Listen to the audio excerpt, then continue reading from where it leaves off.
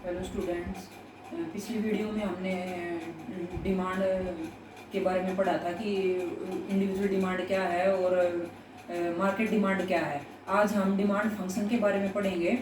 तो सबसे पहले हम इंडिविजुअल डिमांड फंक्शन के बारे में पढ़ते हैं कि इंडिविजुअल डिमांड फंक्शन क्या है। ये किस इंडिविजुअल जो डिमांड है वो किस पे डिपेंड करती है। तो हमारी जो इंडिविजुअल डिमांड है वो पी एक्स पे डिपेंड करती है। पी एक्स क्या है?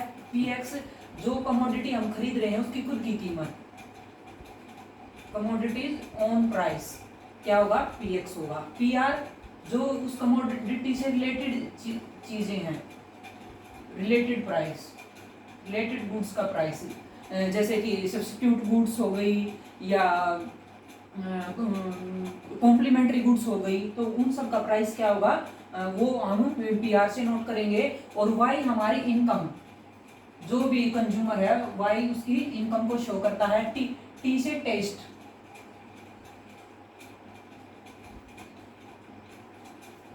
ई से हमारी एक्सपेक्टेशन कि भविष्य में चीजों की डिमांड घटेगी या बढ़ेगी या उनकी कीमत पर क्या इफेक्ट पड़ेगा। इसको मैं अच्छे से और एक्सप्लेन करती हूँ।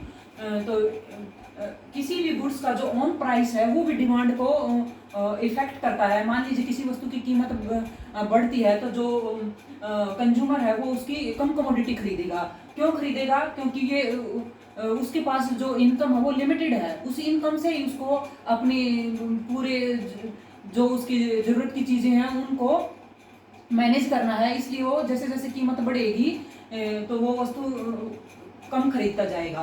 और रिलेटेड गुड्स जैसे कि सब्स्टिट्यूट गुड्स हैं। सब्स्टिट्यूट गुड्स कौन सी होंगी? जैसे टी एंड कॉफी का एग्जांपल लेते हैं हम। तो सब्स्टिट्यूट गुड्स की अगर कीमत बढ़ेगी, मान लीजिए चाय की कीमत बढ़ जाएगी तो लोग चाय की जगह पर कॉफी पीना पसंद करेंगे, क्योंकि वो चाय नहीं खरीद पाएंगे।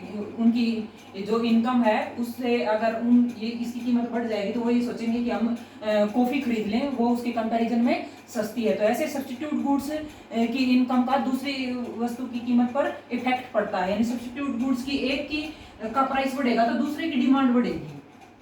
जैसे टी की कीमत बढ़ेगी तो कॉफी की डिमांड बढ़ेगी। और जो कॉम्प्लीमेंट्री गुड्स हैं, complementary goods like pen and ink, जैसे ये मार्कर है और इसकी इंक है, अगर पेन की कीमत बढ़ेगी तो इंक की जो डिमांड है वो भी कम हो जाएगी। अगर पेन की कीमत कम होगी तो जो इंक है उसकी डिमांड भी बढ़ जाएगी, क्योंकि लोग पेन ज्यादा खरीदेंगे और बिना इंक के पेन चल नहीं सकता। तो जो कॉम्प्लीमेंट्री गुड्स हैं उनकी एक की कीमत का असर दूसरी पर पड़ता है। एक की कीमत बढ़ेगी तो दूसरे की भी डिमांड कम हो जाएगी। फिर उसके बाद है इनकम। कोई भी कंज्यूमर है उसकी इनकम का इफेक्ट भी डिमांड पे पड़ता है। अगर कंज्यूमर की इनकम बढ़ेगी तो वो ज्यादा वस्तुएं खरीदेगा, अगर उसकी इनकम कम होगी तो कम कमोडिटी खरीदेगा। इसलिए जो कंज्यूमर की इनकम है वो भी डिमांड को इफेक्ट करती है। फिर उसके बाद है टेस्ट।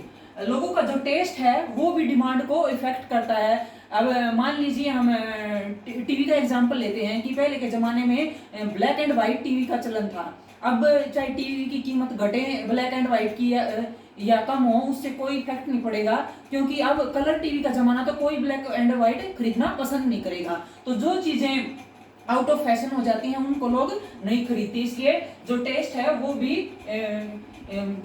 डिमांड को इफेक्ट करता है। फिर अगर भविष्य में किसी भी चीज की कीमत कम होने की संभावनाएं हैं तो लोग क्या करेंगे? अभी कम खरीदेंगे। वो सोचेंगे कि अभी उनको पता चल गया कि ये कीमत कुछ टाइम के बाद इस कमोडिटी की कीमत कम होने वाली है तो हम उसी टाइम खरीदेंगे। अगर फ्यूचर में लोगों को ये पता चल गया कि किसी भी कमोडिटी के प्राइस बढ़ेंगे तो वो अभी से स्टोर करना स्टार्ट कर देंगे, अभी से ज्यादा खरीदने लगेंगे। तो किसी भी वस्तु की जो कीमत है उसकी संभावनाएं अगर लोगों को पहले ही पता चल जाती हैं तो वो उस चीज से भी डिमांड इफेक्ट होती है। तो ये थी इंडिविजुअल डिमांड। फिर उसके बाद है मार्केट डिमांड।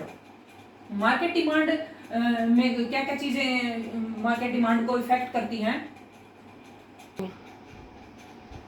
तो जो मार्केट डिमांड है उसको भी पीएक्स क्या होगा? वही गुड्स का ऑन प्राइस, बाजार में जितनी भी कमोडिटीज हैं उनकी कीमत का इफेक्ट पड़ेगा। पीआर से वही रिलेटेड गुड्स, वाई से इनकम, टी से हमने किया था टेस्ट, ई से एक्सपेक्टेशंस, फिर एन से क्या होगा? Population size. अब जो पॉपुलेशन साइज है वो भी मार्केट डिमांड को इफेक्ट करेगा। मान लीजिए कि पॉपुलेशन इंक्रीज हो रही है, मान लीजिए कि हम कार का एग्जांपल लेते हैं कि कार को खरीदने वाले लोगों की जो पॉपुलेशन है वो बढ़ती जा रही है, तो उसकी डिमांड भी बढ़ेगी। तो पॉपुलेशन साइज भी डिमांड को इफेक्ट करता है।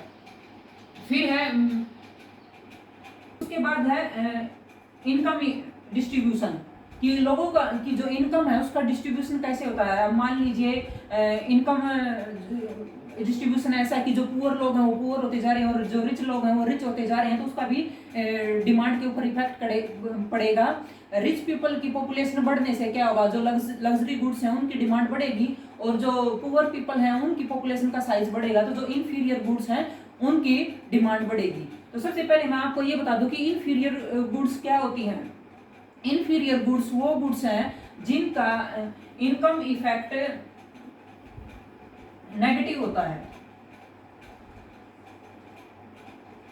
अभी जो एक होती है नॉर्मल गुड्स, नॉर्मल गुड्स का क्या है कि जैसे जैसे कंज्यूमर की इनकम इंक्रीज होगी तो नॉर्मल गुड्स की जो डिमांड है वो इंक्रीज होगी। यानी इनकम और नॉर्मल गुड्स की जो डिमांड है उसमें पॉजिटिव रिलेशन है। अगर इनकम बढ़ रही है तो ये भी डिमांड भी बढ़ रही है, दोनों में पॉजिटिव रिलेशन है। अगर इनकम कम हो रही है तो इसकी डिमांड भी कम हो रही है। और जो हमारी इन्फीरियर गुड्स हैं, इन्फीरियर गुड्स और इनकम में क्या है, नेगेटिव रिलेशन है। मान लीजिए इनकम बढ़ रही है तो इनकी जो डिमांड है वो कम होगी, क्योंकि जैसे जैसे कंज्यूमर की इनकम बढ़ेगी तो इन्फीरियर गुड्स को कम खरीदना पसंद करेंगे। इन्फीरियर गुड्स कौन सी हैं, जो कि घटिया वस्तुएं हैं, चीप वस्तुएं हैं। तो कोई भी आदमी जब उसकी इनकम बढ़ेगी तो वो घटिया वस्तुओं को खरीदना पसंद नहीं करेगा, वो अच्छी ब्रांडेड चीजें खरीदेगा। लेकिन एक गरीब आदमी जो ब्रांडेड चीजें नहीं खरीद पाता वो क्या करेगा, वो इन्फीरियर गुड्स खरीदेगा। तो इनकम इफेक्ट और जो इन्फीरियर गुड्स हैं उसकी डिमांड में नेगेटिव रिलेशन है, और जो नॉर्मल गुड्स हैं उनका इनकम का और डिमांड का पॉजिटिव रिलेशन है। तो इन कुछ इन्फीरियर गुड्स क्या होती हैं कि वो इसेंशियल होती हैं, जरूरी होती हैं, तो उन लोगों को खरीदनी पड़ती हैं। तो इनका जो इनकी जो खुद की कीमत है उसका रिलेशन में भी पॉजिटिव भी हो सकता है और नेगेटिव भी हो सकता है। अगर जरूरी वस्तुएं हैं तो उनका जो इनकम इफेक्ट है वो पॉजिटिव होगा। अगर कुछ इन्फीरियर गुड्स बिल्कुल ही घटिया होती हैं जिनकी इंसान को जरूरत नहीं होती, तो उनका जो इनकम खुद की कीमत का और गुड्स की डिमांड का जो रिलेशन होगा वो नेगेटिव होगा। यानी ये पॉजिटिव भी हो सकता है खुद की प्राइस के साथ डिमांड का रिलेशन, और नेगेटिव भी हो सकता है। लेकिन जो इनकम इफेक्ट है वो ऑलवेज इन्फीरियर गुड्स का नेगेटिव होगा। इनकम बढ़ेगी तो इनकी डिमांड कम होगी। आई होप आपको ये इन्फीरियर गुड्स और कॉम्प्लीमेंट्री गुड्स, सब्स्टिट्यूट गुड्स और नॉर्मल गुड्स के बारे में भी पता चला होगा, ये डिमांड फंक्शन भी आपको समझ आया होगा। मैं आपको नॉर्मल गुड्स और इन्फीरियर गुड्स और एसेंशियल गुड्स के बारे में थोड़ा ग्राफिकली बताती हूँ, उससे आपको थोड़ा सा और अच्छे से समझ में आएगा। तो नॉर्मल गुड्स कौन सी होती हैं, जो आरामदायक वस्तुएं हैं, लग्जरी टाइप, जैसे कि एसी है, कूलर है। तो इन सब की डिमांड कीमत के साथ जैसे कंज्यूमर की इनकम बढ़ेगी तो इनकी डिमांड भी बढ़ेगी। तो ये जैसे कि जो इनकम है वो पहले इतनी है तो इसकी डिमांड इतनी हो रही है, और जब इसकी इनकम कंज्यूमर की इनकम बढ़ के इतनी हो जाती है तो इसकी डिमांड भी क्या है, बढ़ जाती है। यानी जो लग्जरी गुड्स हैं या नॉर्मल गुड्स हैं उनकी कीमत जैसे जैसे इनकम बढ़ेगी तो बढ़ती जाएगी, पॉजिटिव रिलेशन को दिखा रहा है।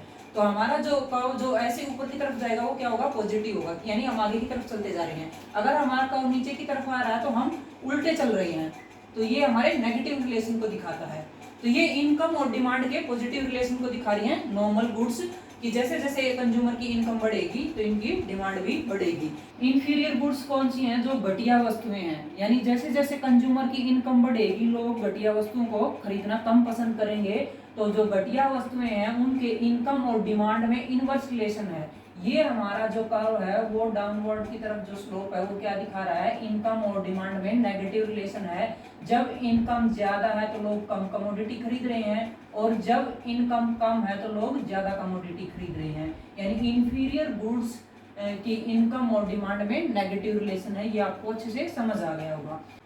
फिर एसेंशियल गुड्स, एसेंशियल गुड कौन सी होंगी, जो जरूरी वस्तुएं हैं जो हमें खरीदनी पड़ती है, जैसे कि अनाज है, नमक है, चीनी है, ये क्या है, हमारी जरूरत की चीजें हैं। चाहे इनकम घटे या बढ़े, लेकिन कोई भी कंज्यूमर भूखा नहीं मरना चाहेगा, वो कम से कम इतना अपना पेट तो भरेगा ही, अनाज तो वो खरीदेगा ही। तो वो क्या है, इसेंशियल गुड्स हैं। तो उनका जो इनकम इफेक्ट है वो क्या कैसा होता है, पहले क्या होगा, जैसे जैसे इनकम बढ़ेगी तो इनकी डिमांड बढ़ेगी, फिर एक टाइम के बाद इनकी डिमांड, इनकम हमारी बढ़ती जा रही है। जैसे कि हमने देखा यहाँ इतनी इनकम है तो इतनी डिमांड है, फिर इनकम बढ़ के इतनी हो गई तो डिमांड इतनी हो गई, फिर डिमांड इनकम इतनी है तो भी डिमांड इतनी है, लेकिन कुछ टाइम के बाद क्या है, डिमांड कम होना स्टार्ट हो गई। क्यों हुई, अब मान लीजिए कोई गरीब आदमी है, जैसे जैसे उसकी इनकम बढ़ेगी तो वो अगर पहले वो उसकी इनकम कम थी तो वो क्या करेगा, 2 टाइम खाना बनाएगा कि थोड़ा सा पेट भर जाए, बस वही ठीक है।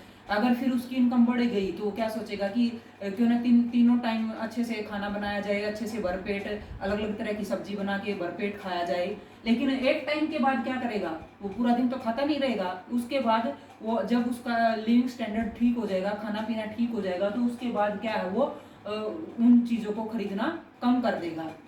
यानी एक टाइम के बाद इनकी जो इसेंशियल गुड्स हैं उनकी एक टाइम के बाद जो डिमांड कम हो जाएगी, चाहे इनकम कंज्यूमर की कितनी बढ़ती चली जाए, उसके बाद वो क्या करेगा, सेविंग करना स्टार्ट कर देगा।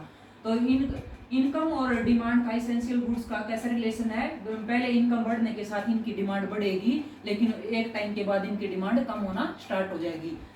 तो मे भी आपको ये समझ आया होगा कि कैसे जो इनकम और डिमांड में इंफीरियर गुड्स का कैसा रिलेशन है, नॉर्मल गुड्स का कैसा है, इसेंशियल गुड्स का कैसा है।